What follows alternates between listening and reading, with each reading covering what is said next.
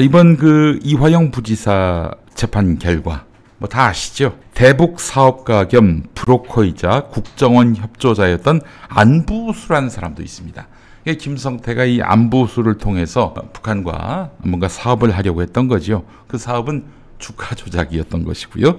자, 근데 안부수 씨도 이제 재판을 받고 있는데 이분은 이미 한번 재판 결과가 나온 것 같습니다. 지난해 5월에 수원지방법원 이화영 지사 판결을 내렸던 같은 지법에서 판결문을 냈는데 쌍방울의 대북 송금은 계열사의 주가 상승이 목적이다라고 적시된 사실을 우리가 확인할 수 있었어요. 수원지법 판결문 작년 5월에 나온 걸 보면은 같은 사건 그리고 연루자인 안부수 씨 판결문이 나왔는데 안부수 씨 판결문에는 쌍방울의 대북 송금은 계열사의 주가 상승이 목적이었다 이렇게 못을 박았습니다. 이화영 부지사가 그 쌍방울 김성태와 함께 공모해서 그렇게 해서 이재명 경기도지사의 북한 방문을 위해 북한에 돈을 보냈다. 뭐 이런 이번 판결문의 주요 내용들 뭐 한마디도 겹치는 게 없어요. 그래서 이 판결문은 그 안부수 판결문과 충돌된다라는 지적도 나옵니다. 그러면 신진우 판사의 이번 판결이 더 정확한 것일까? 그래 보이진 않습니다. 워낙 재판이 엉망진창이었어요. 조상호 변호사가 올린 글을 보니까 말이죠. 변호사로서 도저히 납득하지 않는 그런 위법한 재판 진행에 대해서 한마디 하지 않을 수가 없다 이렇게 얘기를 했습니다. 이번 재판에 위법, 불법이 그냥 덕지덕지 붙어있다 이런 얘기죠. 그 형사소송법을 보게 되면요. 여러분 변호인을 그냥 피고인의 대리인 이 정도로 이제 아시는 분들이 많이 계신데 그렇지 않습니다. 우리나라 형사소송법을 보면은 적법 절차의 감시인이자 피고인의 보호자 지위까지 인정하고 있어요. 그러니까 보호자인 건 알겠죠. 피고인을 보호하는 사람인 건 알겠는데 적법 절차의 감시인이라는 거예요. 그러니까 검사가 잘못된 수사 기소로 인해서 그 피의자, 피고인을 고통스럽게 한다. 그러면 이 적법 절차 여부를 따져서 잘못됐다라고 재판부에 호소할 수 있는 어떤 그런 자격은 물론이고 의무가 부여되는 거예요. 반대로 검사도 마찬가지입니다. 검사는 공익의 대변자면서 공무원이거든요. 국민 전체에 대한 봉사자입니다. 주어진 권한을 남용해서는 안 된다라는 분명한 책무가 이 검사에게 부여된 것입니다. 그래서 검사에게 이런 의무가 있습니다, 여러분. 객관의 의무라고 들어보셨습니까? 객관의 의무. 앞으로 뭐 형사재판을 받으실 일이 있을지 모르기 때문에 이 객관의 의무. 검사의 객관의 의무에 대해서 여러분들 관심 가지셔야 합니다. 이건 뭐냐면요. 이제 피고인을 범죄자로 만드는 일을 하는 게 검사 아니겠습니까? 자, 그런 검사는 피고인에게 그 이전에 피의자에게서 뭔가 혐의를 발견할 때 그 자기들에게 유리한 증거, 검사에게 유리한 증거, 그러니까 피고에게 불리한 증거만 내놓으면 안 됩니다. 피의자의 유리한 증거도 판사한테 다 보여줘야 돼요. 그렇지 않고 검사에게 유리하다고 저 새끼를 범죄자로 만드는데 유리하다고 피고인에게 유리한 증거는 다 배척해버리고 피고인에게 불리한 증거만 재판장에게 낸다. 이거 객관의 의무에 위배되는 것입니다. 이재명 경기도지사가 재판받았을 때 기억하시죠? 아, 정말 그 4개의 혐의로 그 재판을 받았는데 그때 검사가 말이죠. 이재명 대표에게 유리한 녹취 이걸 감췄습니다. 그리고 검사는 이재명 대표에게 불리한 녹취 이것만 재판부에 냈어요. 이재명 대표가 아니라 이재명 지사 때 이거를 이재명 지사 측이 정보 공개 청구를 통해서 받아냈습니다. 그래서 검사에 강도 높게 추궁했습니다. 이재명 대표가 자기와 관련한 재판에서 이기는 여러 이유 중에 하나가 검사가 이 공익의 수호자요 대변자 역할로서 주어진 책무를 제대로 담당했는지 그것까지 다 따져가지고 검사가 무리하게 날 기소했다라는 걸 법정에 호소하기 때문에 그래서 웬만한 재판에서 지질 않아요. 자, 검사의 객관의 의무 이렇게 추상같이 법으로 규정되어 있습니다. 그래서 재판정은요 오직 정의와 진실, 법리만 있어야 하는 것입니다. 자, 그런데 이번 이화영 전 부지사 1심 재판은 과연 그랬을까요? 이화영 전 부지사는 장기간 구금 상태에 놓였습니다. 여러분, 한번 구속됐다고 치면요, 6개월 내에 판결이 나지 않으면 6개월 지나면은 그냥 풀어줘야 돼요. 구속기간이 6개월입니다. 근데 이화영 전 부지사는 1년 8개월 동안 감옥에 갇혔었고 지금도 갇혀 있습니다. 이건 어떻게 된 거냐? 6개월 되기 전에 이화영 부지사의 또 다른 혐의를 기소합니다. 뭐 그냥 타면 나오잖아요. 만들면 나오잖아요. 기소는. 그것도 재판부는 그때 또 다 그거를 또 인정해 줘가지고 또 계속 구금되게 만들었단 말이죠. 이러면 그 피의자, 피고가 어떻게 생각하겠습니까? 어떻게 생각하겠어요? 피고겠죠. 야, 이거 뭐 6개월 지나면 풀려날 줄 알았는데 또 구금하네? 연장해서. 그럼 어떻게 생각하겠어요? 야, 그럼 앞으로 우리가 검찰한테 밉보이는 짓을 하지 말아야겠다. 그러니까 검찰이 좋아할 그런 진술을 하자. 이런 마음의 동요가 생기겠습니까? 안 생기겠습니까? 정신적인 압박을 받는 거예요. 자, 이렇게 정상적인 판단이 어려울 때 그때 변호인은 바로 이 피고를 보호할 책무가 있는 것입니다.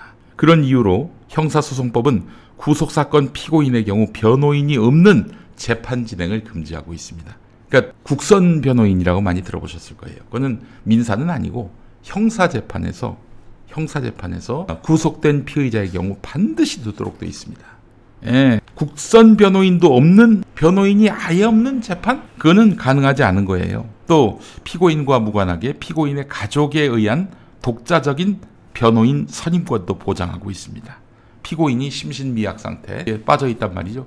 사리분별이 잘 안 될 때는 피고인 가족이 나서서 이렇게 또 독자적으로 변호인을 선임할 수도 있는 것이죠. 자, 이런 이유 때문에 형사소송법은 민사소송법과 달리 피고인과는 독립해서 변호사의 고유권을 인정하거나 그 피고인의 명시적 의사에 반하지 않는 한 변호인의 독자적인 판단에 따른 소송 진행권을 보장합니다. 그러니까 변호인과 사이가 좋고 원만하고 변호인을 신뢰하면서 이어지는 그런 진행이라면은 변호인에게 굉장히 큰 권한이 부여된다는 것이죠. 뭐 여러 가지 이야기를 조상호 변호사가 들었어요. 피고인의 의사에 반하여 할 수 있는 구속 취소 청구권, 구속 적부심사 청구권, 보석 청구권, 증거 보전 청구권, 공판기일 변경 신청권, 그리고 증거조사의 이의 신청, 재판장의 처분에 대한 이의 신청, 이런 것도 있고요. 그 밖에도 법관에 대한 기피 신청, 상소 제기, 증거 동의, 이런 권한들이 부여되어 있습니다.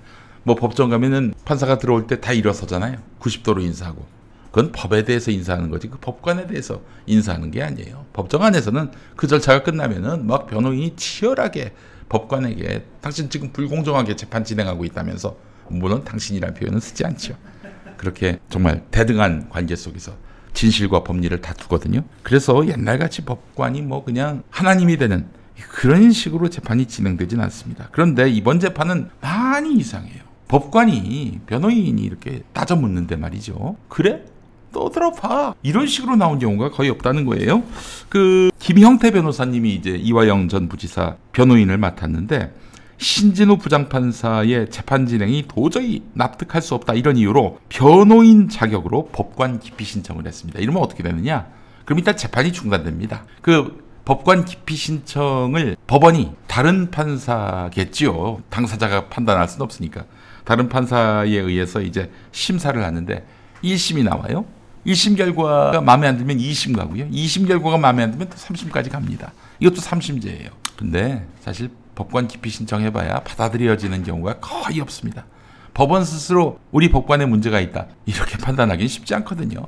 예, 어쨌든 법관 기피 신청, 이걸 통해 일단 브레이크를 걸고 어필하는 거죠. 그 판사한테 뭐 법관 기피 신청이 기각되더라도, 최종 기각되더라도 어필할 수 있는 건데, 근데 이화영 부지사 사건 때는 그 법관 기피 신청을 했는데 그때는 바로 판사가, 신진우 판사가 이 피고인 이화영 전 부지사에게 당신도 같은 뜻이냐? 이렇게 물어본 거예요.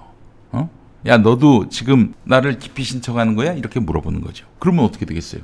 변호인이 답해야 되는데 그때는 변호사가 그냥 박차고 나가버렸어요. 기피 신청 내고. 근데 이화영 전 부지사한테 그렇게 얘기를 하면 이화영 전 부지사가 쫄잖아요. 결국 자기에 대해서 판단을 하는 판사가 그렇게 물어보면은 어쨌든 이렇게 수차례 물어가지고 결국 신청을 철회시켰다고 합니다. 이건 명백하게 위법한 재판 진행에 해당되는 것이죠. 증거 동의의 경우도, 증거 동의가 뭐냐면은 검찰이 예컨대 이제 김용민이를 이제 기소했단 말이에요. 김용민이가 이런 증거로 범죄자다. 유죄 판결을 받아야 된다라고 검사가 주장할 거란 말이에요. 이거에 대해서 변호사가 이거는 동의할 수 없다 해서 그걸 갖고 판사가 판단하게 해야 되는 거예요. 그래서 증거 동의 같은 경우 김영태 변호사가 수차례 부동의 의견서를 냈는데도 피고인한테 또 이번에도 판사가 수차례 겁박하듯이 철회 의사를 물었어요. 이 피고인이 자기한테 불이익이 돌아올 수 있으니 명확한 답을 하지 않았고요. 그래서 증거 의견을 보류시켰다고 합니다. 이것뿐입니까? 김영태 변호사가 현장에서 사임하니까 피고인은 사선 변호인 선임을 위한 기간을 요구했어요. 다른 변호사로 교체하겠다 이렇게 얘기했더니 들어주지 않았어요. 판사가. 그러더니 국선 변호인을 연결해 줍니다. 국선 변호인이 뭘 알아요? 국선 변호인이 뭘 알아? 기록 한 장도 본 적이 없는 들러리에 불과한 국선 변호인인데 이를 두고 그냥 재판을 무리하게 진행을 했습니다. 백주대낮에 판사가 법을 대놓고 위반하면서 피고인을 겁박하는 재판이 이루어졌던 것이죠. 그 밖에도 피고인에 대한 회유, 협박, 술자리, 검찰청사 안에서 여러 회를 동원한 술 파티가 있었다는 거 아닙니까? 굉장히 이거는 증거 조작, 증언 조작을 위한 그런 검사의 공작이 눈에 훤히 보이는 것인데 재판부는 직권조사 안 했습니다. 자, 1년 8개월 동안 긴 기간 동안 이화영 피고인 감옥에 있었는데 보석을 불허했습니다. 보석을 불허했어요. 사실 이 지금 재판하는 판사가 보석 여부를 결정하거든요. 불허했습니다. 자, 대한민국 헌법은 판사의 독립된 재판 보장을 위해서 사법부 내에서도 독립하라는 의미로 사법부 독자적인 징계에 의한 면직, 해임, 파면을 금지하고 있습니다. 법원도 조직인데 법원에 소속된 판사에 대한 징계를 법원이 할 수 없게 돼 있어요. 어디서 하느냐? 국회에서 합니다. 국회에서 파면 탄핵 절차를 통해서 불이익을 줄 수가 있는 거예요. 물론 이제 최종 판단은 헌법재판소가 하겠죠. 자, 판사의 독립성이 높다 한들 국회, 즉 국민 주권 아래에 있다는 것입니다. 자, 그렇다면 어떻게 해야 합니까? 민주당이 신진우 판사에 대해서 차고도 넘칩니다. 탄핵할 사유가. 탄핵해야죠. 탄핵해야 합니다. 이런 위법한 재판 진행을 하는 판사를 그대로 두면 안 된다는 겁니다. 탄핵해서 이렇게 대놓고 편파 판결을 내린 판사에 대해서는 정말 쐐기를 박아야 하는 것입니다. 자, 그런데 도대체 신진우 판사는 왜 이랬을까? 어제 아주경제 사회부장을 지낸 장용진 기자가 본인 방송에서 했던 말이 이렇습니다. 조희대 대법원장이 사법연수원 교수를 했을 때 신진우 판사가 사법연수원생이었어요. 말하자면 사제관계죠. 여기 사제관계가 매우 돈독합니다 보니까 여러분 이정희 통합진보당 대표 아시죠? 그리고 황교안 전 국무총리 아시죠? 두 사람 사이는 예전에 통합진보당 정당 해산과 관련해서 한 사람은 검사, 다른 한 사람은 이제 말하자면 피고 또는 변호인 입장에서 이렇게 붙었는데 이 황교안, 이정희가 사법연수원 사제관계예요. 그래서 듣기로는 부부 동반으로 정치하기 전에 이정희 대표가 정치하기 전에 부부 동반으로 식사도 하고 뭐 그랬다는 얘기가 있는데 뭐 그건 소문이고요. 자, 어쨌든 그 조희대 대법원장과 신진우 판사가 사제관계였다. 그리고 조희대 대법원장과 신진우 판사 모두 서울대 빼고 TK 출신이란 점. 게다가 신진우 판사는 앞으로 승진하려면 지금 1심 판사였잖아요. 주니어급 판사 아니겠습니까? 앞으로 승진하려면 조희대 대법원장한테 잘 보여야 하는 관계고 조희대 대법원장과 신진우 판사가 어떤 정치 성향인지는 우리가 미루어 짐작 가능하지 않습니까? 조희대 대법원장은 판사 인사권으로 계속 개별 판결에 개입할 수 있는 이 사법부 현실을 보자면 여러분 신진우 판사만이 아니라 그 배후에 조희대 대법원장도 주목할 필요가 있겠다. 야, 나도 지금 형사재판 받고 있는데 지금 이런 소리 해도 되나 모르겠어. 그러나 뭐 저는 불이익이 두렵지 않습니다. 어쨌든 대법원장에게 줄 서고 있는 이런 일선 판사들 앞으로 지속적으로 끊임없이 이렇게 정치적 판결, 법리를 쌈싸먹는 판결을 계속할 수 있습니다. 이 점을 분명히 압도적 다수당이 견제를 할 필요가 있지 않겠나 하는 그런 생각을 해봤습니다.